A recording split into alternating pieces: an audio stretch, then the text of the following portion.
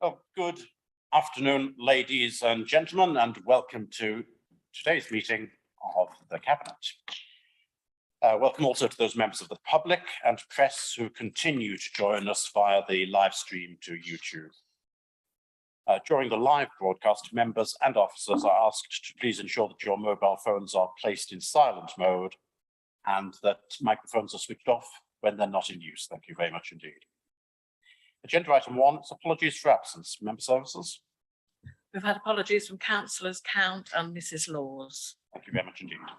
Agenda item 2 are the previous minutes, which are on pages 5 to 11 of the agenda pack. We're being asked to approve them as a correct record of the meeting, which took place on the 11th of July, 2022. May I ask any member who does not agree with the minutes to indicate that now? I see no one indicating. Therefore, we'll take that as approval of the minutes as a correct record of the meeting. So they are now agreed, and I'll sign. Thank you. Right, agenda item 3 are urgent items, and there are no urgent items for consideration today. Agenda item 4, interests. This is to receive any declarations of interest under the local code of conduct or any interest under the code of conduct on planning matters in respect of any items to be discussed at this meeting. If you have anything to declare, would you please inform the meeting now? No hands are raised. Thank you. If anything occurs to anyone during the course of the meeting, would you please declare it immediately? Thank you very much indeed. Agenda item 5 on the agenda is the purchase of air quality monitoring equipment. I see this is down for Councillor Hoy to propose the report. But Councillor Hoy, would you prefer me to do it since I was responsible for the original motion of the full council? Yes, that might be easier. Thank you. Very much indeed. We brought forward a motion at full council to prioritise the purchasing of air quality monitoring equipment in Whittlesea and also to seek to publicise the record of what is being monitored. The reason behind this is that there's been a very considerable amount of disquiet in Whittlesea at the amount of what we believe to be industrial pollution, which has been experienced increasingly over the last few months. And it is absolutely vital that there is public reassurance that, first of all, that there is no danger to health, but secondly, that eventually we identify where these sources of pollution are so that action can be taken. And we're talking about pollution which ranges from dust to odour to particulates to noise. So it is quite a wide range of areas, some of which we're covering today. We've been given a report, a very thorough report, I'm pleased to say, as requested at last full council, and we're given 2 options about the running costs either of a reference monitoring station or of an air quality sensor. And in both cases, they capture data for nitrogen dioxide and particulates of 10 micrometers and 2.5 micrometers. The proposal I will make to you today is that option B be taken, that is, we go for the air quality sensor, which would be within existing budgets, but that we also ask for an SO2 sensor to take place, sulfur dioxide, so that that can be measured at the same time. Additionally, I'll be requesting, in accordance with paragraph 2B of the resolution at full council, that further consideration be given by officers to how we will publicly report both our monitoring readings and also any monitoring readings that we're able to report from third-party monitors in Whittlesea. So that is the proposal. May I have a seconder for that, please? Councillor Mrs. French, thank you very much indeed. Any comments, speeches from any members? Councillor Mrs. French. Yes, thank you. Yeah, I realise you do have a big problem in Whittlesea, but I'm assuming that this equipment will be moved around the rest of the district in due time. Due to the amount of building that's going on and complaints, I don't know about everybody else, but I'm getting loads of complaints about dust, smells, noises, etc., especially on larger building sites. I've had to get Nick's team out at Wisbeach Road and Berryfield, and I think it's going to get worse. So I think, you know, this equipment is essential. Thank you. There is some flexibility in terms of this, but especially with us going with the cheaper option, it is quite possible that we will be able to purchase more such sensors as and when necessary. And the report does say that there may well be statutory obligations upon us at some stage in the very near future for additional monitoring as well. So I'm sure that that will happen. The industrial pollution, however, is quite different in terms of its nature from the pollution, dust especially, which occurs during building. Any other questions or comments from any members? Then I will, my apologies, Councillor Tierney. Thank you, Chairman. Yeah, I was just going to say, historically, Finland has very good air quality, and that's something we can be proud of. But we need to have the information so that we know if that's changing. And clearly, in some areas, people are concerned, and they could well be correct that there have been some changes. So information is always valuable, particularly on an issue that is so important to people as this. So I just want to say that I support it, and I think it's good that we're investing in being able to check the whole of Finland going forwards. I think you're entirely correct about that, but what's also very important is that we don't hide anything.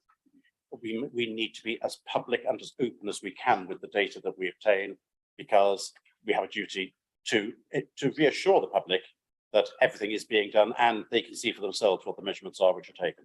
So not merely in Whittlesea, but right across Finland, that openness, I think, is going to be increasingly important as we get more sensors, as we get more information, and as we're able to report more data. Fine. Any further comments from any members? No, I've looked more carefully this time. Thank you very much. So the detailed recommendations are set out at page 14 on the agenda, and we're being asked to, I'm recommending that we purchase one monitoring sensor unit from existing budgetary provisions to include an SO2 sensor, with Whittlesea being identified as the first location at which it should be sited, and that we are asking officers to come back to us with a consideration about how we will publicly report the data that we obtain, and also, where possible, the data that we obtain from third parties. All those in favour, please show. That is unanimous. Thank you very much indeed. Right, we can move on to agenda item 6, which is the diesel fuel supply, diesel fuel procurement. We have a fairly short agenda item on this. I'm happy to propose it. May I have a seconder? Councillor Murphy, thank you very much indeed. Because of the size of this contract, it's necessary for this to come before Cabinet. And as is explained, we currently purchase our fuel in bulk through a national framework, and we in particular use a framework which is called the Eastern Shires Purchasing Organisation, or ESPO, on behalf of the authority. The time is coming for us to reconsider how we purchase our fuel in future, and there's not been any difficulty whatsoever with ESPO in the past. ESPO seems to have given good value for money in the past, and there's no reason why it shouldn't give any good value for money in the future. Are there any comments or questions that any members would like to raise? Councillor Murphy. I was going to say you take this one, I'll smoke away from it.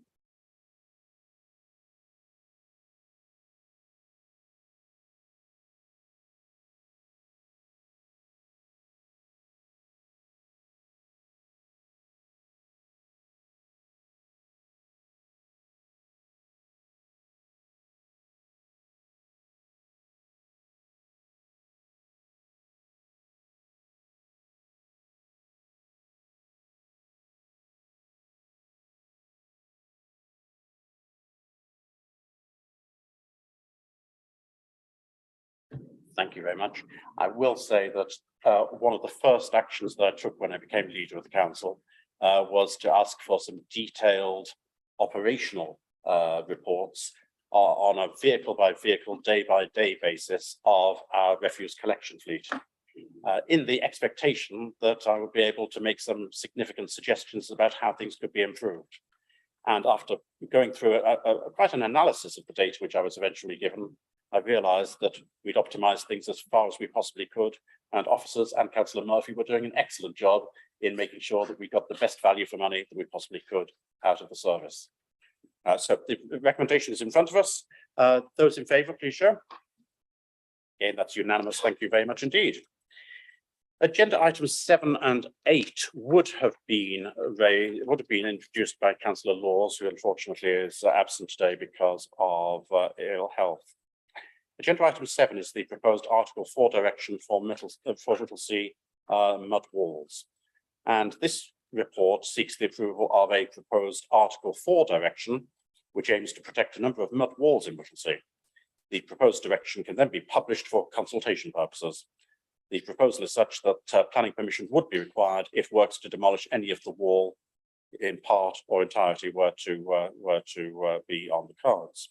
At this moment in time, such works are permitted development and don't require planning permission, and this risks the loss of the mud walls, which are a significant and for Fenland unique architectural and historic feature of the town. If approval by Cabinet is given today, then there will be a consultation on the proposal, which will include a press notice and notification to the town council and to the wall owners. The results of the consultation will be brought back to Cabinet with a report recommending whether or not the Article 4 direction should be confirmed. The proposed Article 4 direction would not be effective until after the consultation, and then only when the direction is subsequently confirmed by Cabinet. So I'm recommending that to Cabinet that the proposed Article 4 direction is approved for consultation. May I have a seconder, please? Councillor Mrs. Clark, thank you very much indeed. Any comments, questions from members? Nothing? We can go straight to a vote. Those in favour, please show. That's agreed unanimously. Thank you very much indeed.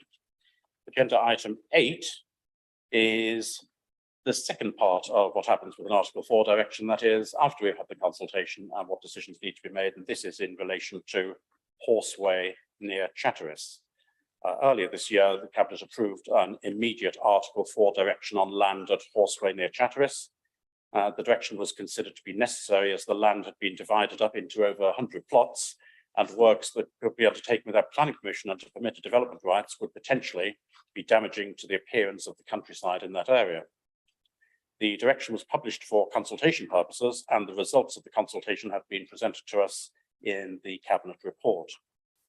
Having reviewed the responses, it is considered that the need for the direction remains, and no points raised during the consultation outweigh the benefits of the direction. Also, no matters have been brought forward that make it necessary to revise the direction. And to remind Cabinet, the direction is such that planning permission will now be required for walls, fences, gates, accesses, temporary uses of land, and use as a caravan site. May I have a seconder for this, please? Councillor Murphy, thank you very much indeed. I'd like to recommend then that the council confirm the immediate Article 4 direction. Any comments or questions from members? Councillor Mrs. French, you got in first. Thank you. Can you tell me what is going to happen to the structures that are already on there? I'm afraid I don't have the technical knowledge to be able to answer that, but to the extent that any enforcement action can be taken, I'm sure that enforcement action will be taken. I do apologise, I don't have that technical knowledge. I may, if it's acceptable to Cabinet, invite an officer to give an answer to that, because I think it's a very relevant question, and Nick Harding kindly will give us the information. Thank you very much, Chairman. At this point of time, we haven't commissioned a survey of the whole site. That will be done on if Cabinet confirms the Article 4 direction today, and that will enable us to establish a position statement as to what development has taken place thus far, and we will then reach a determination over what development that has taken place thus far, what's authorised and what isn't authorised. The Article 4 direction doesn't work sort of backwards in time, so to speak, so that anything that was done lawfully can stay there. So we would only be interested in any unlawful development. And when dealing with the unlawful development, a decision would be made using our usual methodology to establish whether or not there is merit in taking any enforcement action on that unauthorised development. Thank you, Chairman. Thank you, Nick. That's very helpful. Councillor Murphy.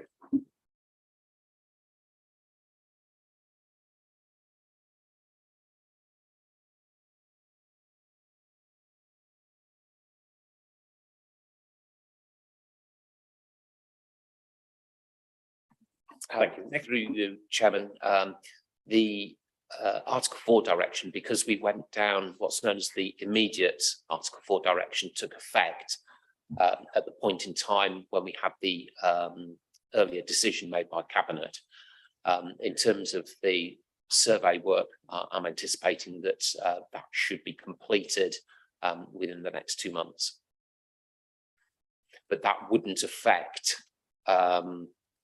the position with regard to any unlawful development that that was taking place prior to the immediate Article 4 direction coming into force. Thank you very much, Nick. Any further comments or questions? Then I will put this to the vote. Those in favour of confirming the Article 4 direction, please show. And that is unanimous. Thank you very much indeed. Thank you very much, Nick, for your assistance. Agenda item 9 is 11 to 12 High Street, Wisbech, which is an update report from Councillor Seaton on pages 39 to 40 of your agenda pack. I'll now ask Councillor Seaton to propose the report. Thank you, Chairman. As Cabinet is aware, our previous project to develop 11 and 12 High Street in Wisbech by way of a third-party developer did not proceed when construction costs well above the expected were returned. Despite the developer being happy to make an initial loss in excess of £1 million, the increased construction costs pushed this loss up further, taking the project even less viable. Since that time, the council has explored several options with limited progress. As you can see from the paper, the current situation has 3 potential options. 1, build a facade on the front elevation to ensure that the high street is restored to how it ought to look. 2, discussions are ongoing with a third sector organisation to develop the building as per the agreed planning application. And thirdly, a further third-party builder is assessing the site in terms of viability.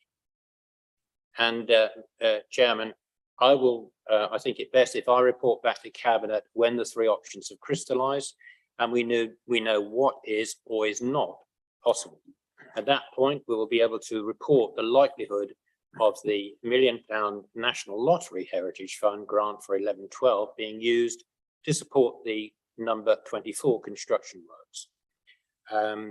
The Cabinet are asked as a recommendation that the Cabinet notes the current position in relation to 11-12 High Street, Wisbech. Thank you, Chairman. Thank you very much indeed. The key point there is that we're just being asked to note this report rather than choosing any of these 3 options at this stage. May I have a seconder for that? Councillor Benny, thank you very much indeed. Open the matter up for discussion. Any comments or questions from anyone? Councillor Tierney. Yeah, I won't belabor the point on this one because it's had a series of bad luck and other things that have derailed it over the years since we began talking about it. But I would just stress the urgency of getting on with whatever plan we're going to go forward with and even getting this information, because as was mentioned on the previous item, things are not getting cheaper. This problem with building is still seems to be escalating. The reports we're hearing nationally is that there's still more price rises to come, and if we aren't quick on this, we'll end up stuck forever on it. So just I know that Councillor Seaton is working hard on this and officers are too, but let's just make sure the urgency is kept there, please. Thank you. Thank you very much. Any other comments or questions? Do you wish to come back at all on that, Councillor? No, I was just going to say that I entirely agree with Councillor Tierney. It is urgent that we get this resolved as soon as possible, but we are in the hands at times of the proposed developers, coming forward with their figures. But we will keep pressing, obviously. Thank you, Chairman. Thank you very much indeed. There are no further speakers, so the recommendations on page 40 to note the current position. Those in favour of noting, please show. That's agreed unanimously. Thank you very much indeed. Item 10 is 24 High Street, Wisbech, and this is on pages 41 to 42 of the agenda pack. And again, I'll ask Councillor Seaton if he'd be kind enough to propose this report. Thank you, Chairman. At the last Cabinet meeting, we recommended to Council that the Council enters into a contractor with our preferred bidder, with our preferred bidder to develop the gap site at 24 High Street, Wisbech. The report is a brief update to ensure Cabinet are informed as to progress. As you can see from the report, the council is in a pre-contract arrangement with our contractor, establishing some key facts of the work in advance of signing the full build contract and starting on site. The work that is ongoing at present will deliver more cost certainty prior to entering into the main contract by establishing the contractor's accurate construction phase plan, an engineering assessment of the current steel supports at number 24 with a view to their current safety and how much movement some will need to allow construction, further assessment of any potential highways closures in the high street, better all round if these can be limited as possible, both in terms of the build cost as well as inconvenience to the community and adjacent businesses. This work is necessary as part of the project, so this will not delay a start on site date. I suggest that the next update to Cabinet should be when the council has a start on the site date and is signing the main build contract. And the proposal or the recommendation is that Cabinet notes the current position in relation to the council's redevelopment plans for 24 High Street, Wisbech. Thank you, Chairman. Thank you, Councillor Seaton. May I have a seconder, please? Councillor Mrs. Hoy, or Miss Hoy, thank you very much indeed. And you'd like to speak? Just very briefly, and it may not seem particularly important or relevant, but it's just regarding the piece of art that was done on the facade. Actually looks quite nice. I know obviously a few people have made fun, as people often do, but I actually think it does look quite nice when you walk past. And I don't know if what options we'll talk about for 11 to 12 or what going forward, but it'd be a shame to get rid of that. Obviously, I would like a new building in place of it, but if we could somehow move it to the other side of the road when the building starts, that might be nice. But just rather than just kind of get rid of it, because the people that did it put a lot of work into it. Yeah, thank you for that, Councillor Hoy. What I will do, I'll talk to the officers and see what options we have in relation to retaining that piece of artwork. Thank you. Thank you very much. Councillor Tierney. Yeah, I just want to endorse Councillor Hoy's comments. It's easy to criticise people, and sometimes people do that, and I think it's sad. I remember walking past the day they were doing that, and the artists were excited about it, and they were pleased to be doing something good in the town. And I think anytime somebody puts time and energy and effort into improving a place, we should remember to thank them for it and to champion them for it. And that doesn't always happen. So I agree with what Councillor Hoy has said. Excellent. Thank you very much indeed, Councillor Tierney. Councillor C. Yeah, I was just going to say, Chairman, that the 24 High Street has been a long time in its gestation period, and we really need to get on with this as soon as we can.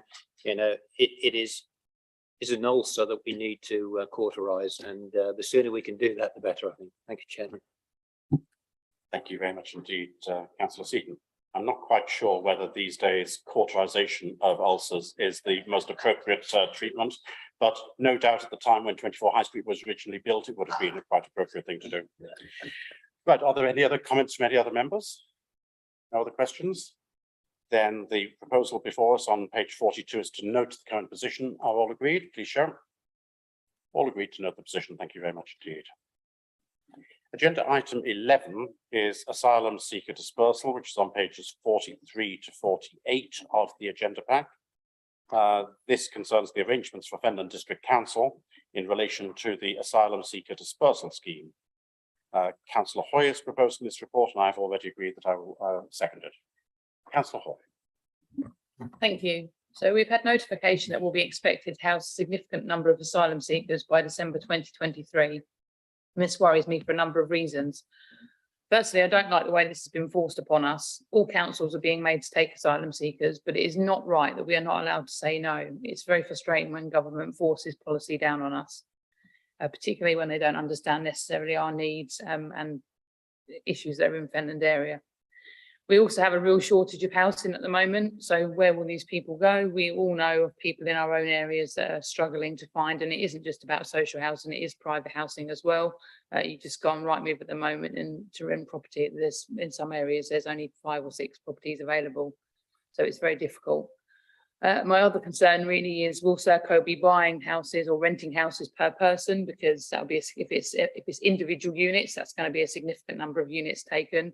If it's to create sort of HMOs or hotels, again, that's going to have knock-on effects for the wider area. So, you know, not enough work has been done yet, and then that's not any fault of us, but that's a fault of perhaps government as to what effect this is going to have on local services and the local housing supply. Probably my biggest concern is, if an asylum claim fails, they're going to be signposted to leave. How can we ensure that they will actually leave?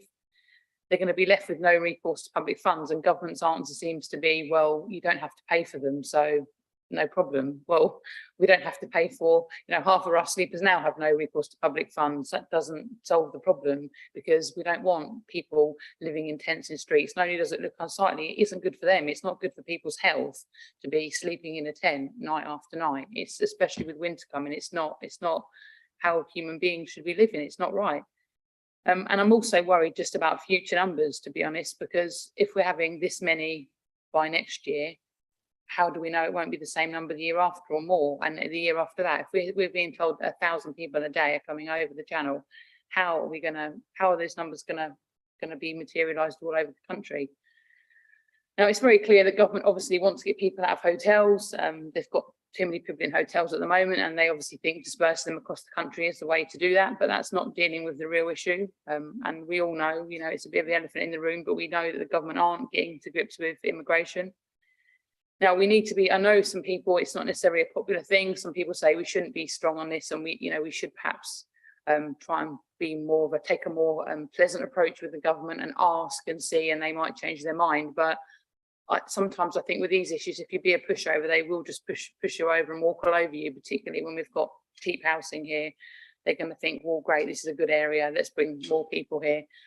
West Midlands councils were strong. They all clubbed together. They previously took the bulk of the asylum seekers. They all clubbed together and took the government to a judicial review, which they won. And that's why the government have changed their policy now and gone for the full dispersal. Now, I'm not suggesting, as much as I would have liked to in this council meeting, if I wasn't allowed to propose that we took the government to court. I do still think we should keep a watching brief on this, because I think that we do need to be prepared to be strong if necessary in future. So for the time being, I think that we need to urgently write to our MP and whoever the new Prime Minister will be. I don't think we know yet, but we need to write to them and express our unhappiness. And we also need officers to start looking at the impacts this scheme might have, and all the impacts. And whilst you can't always think of impacts that you might not have thought of, because they are things you might not have thought of, I think we need to be quite broad in our look at all the possible impacts there could be, even if they don't have a financial impact. Thank you. Thank you very much indeed, Councillor Hoy. Seconding this motion, I have to say that it is a matter of serious concern. It's not a matter just of serious concern here in Finland, of course. There are national issues which are involved as well, but we here have to consider what the impact is in Finland. And on a full dispersal scheme, and the government is saying that they plan to have a full dispersal scheme in place eventually, on a full dispersal scheme, so long as you have 1,000 illegal immigrants coming across the channel on a daily basis, we will be expected to take 2 of those every single day. That's how the dispersal would work. And clearly that is more than just a worrying prospect. So the first thing that we are demanding the government does is get the border sorted out, take stronger action to deter people, to stop people, to return people, to take stronger action than they're doing at the moment. Secondly, to process people more quickly than they're doing at the moment, to get the processing done and to deport those individuals who have no right to be here. And so we're determined to ask for those 2 things to be done by government. The third thing is the government has to be more discriminating in where these asylum seekers will be dispersed to, because it is entirely inappropriate for asylum seekers who may not have any English at all, who may not be of the same culture that the indigenous population is, quite improper for them to be dumped, for example, in a village with no bus service, no ability to get to any town, where there may be services which may be appropriate for them, support groups, anything like that, for them just to be dumped in the middle of nowhere is a recipe for absolute disaster, not just for them, but also potentially even for the local community. So we're asking for all of these things to be done, and we're asking both our Member of Parliament to push forward for this, but also we will be asking the newly appointed Prime Minister. We're about 10 minutes too early, unfortunately, to say who that's going to be, but nevertheless, whoever it is, they're the individuals we will be putting this motion to. And the impact that this will have, not merely on the asylum seekers themselves, but also on local communities if there becomes a significant shortage of rented property as a result of Serco's actions, not merely for the numbers they're currently talking about, which are confidential, so we're not allowed to tell the public, which is very unfortunate, but also for the additional 50%, which it's assumed will take place once the number of illegal asylum seekers reaches 100,000, according to the gov.uk website. The effect that has on the private rented market here in Finland is going to be significant for many individuals, and this just doesn't seem to have been taken into account. So I very much am happy to second the motion that Councillor Hoy has proposed. Are there any comments or questions? Councillor Mrs. French. Thank you. I think Councillor Hoy actually summed it up. It is very worrying if we have to be forced to take asylum seekers. In Finland, we do have a very great shortage of housing at the moment, and we need to be looking after our own residents first. Not that I don't want to help people, but you know, we really need to be looking at our own people first. Thank you. Any other comments? Councillor Tierney. Thank you, Chairman. Yeah, I agree with what Councillor Hoy said, and I would go further. I mean, I am absolutely sick and tired of the government making stupid decisions and then passing the problem down the line to people who didn't make those stupid decisions. And people say to me all the time, why are we allowing up to 1,000 people a day to just rock in on boats? We don't know who they are. We don't know their background. We don't know anything about them. Why are we allowing that to happen? And people are frustrated with seeing them put up in hotels and lots of money thrown at them when people here are not getting lots of money thrown at them. A lot of people are really struggling and things are getting harder. And the harder things get, the more angry people are going to get. And that anger will be directed fairly or unfairly at these newcomers. It's a recipe for unhappiness and it's a recipe for difficulties. It's just it's a bad policy overall. But then, because they're getting focused on about putting them in hotels, and that's all the news all the time, well, let's get rid of them by farming them out to all the areas. Just as stupid, more stupid, because a lot of places, we're not the only one, but this is the one we're concerned about because it's the one we represent.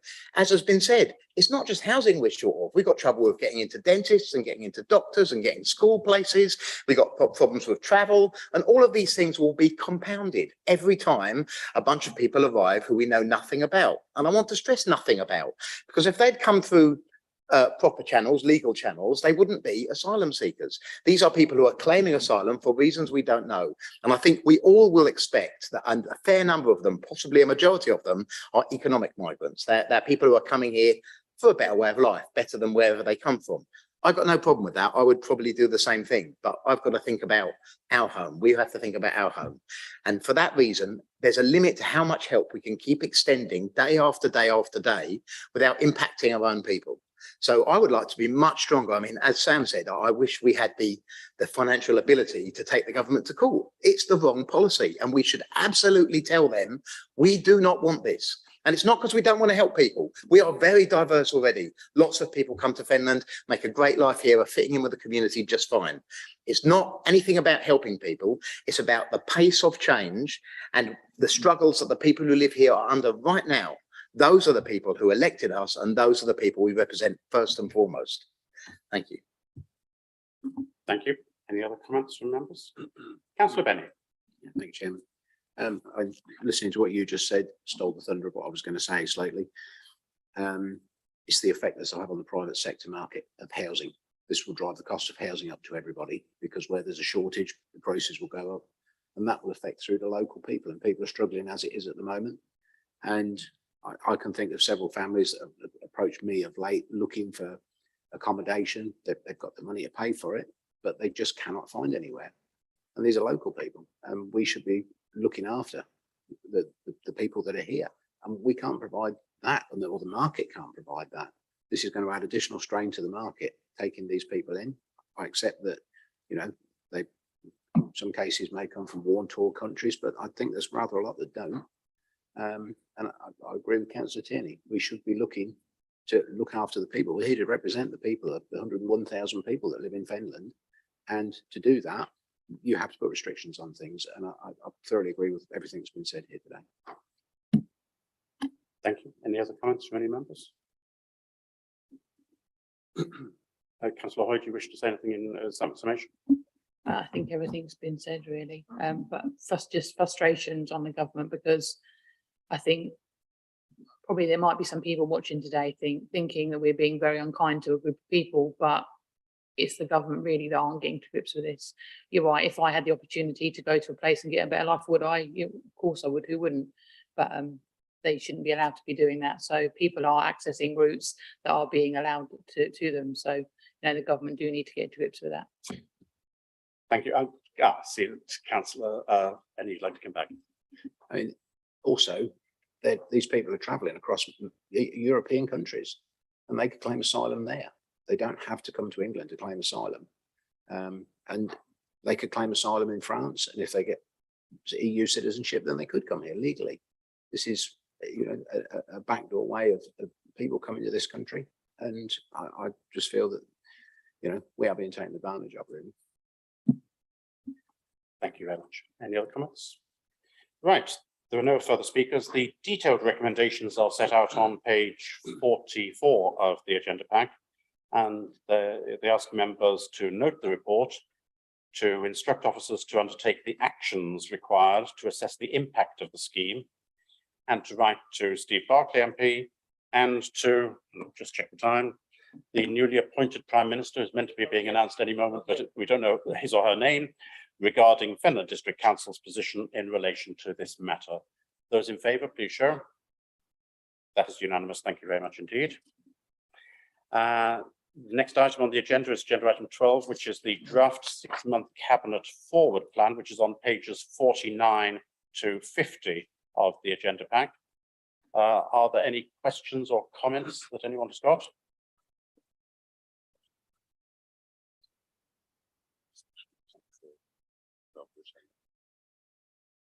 There will be one addition which can be mentioned now on the agenda for the Cabinet on the 3rd of October, and that is a paper on project management, which will be presented on that day.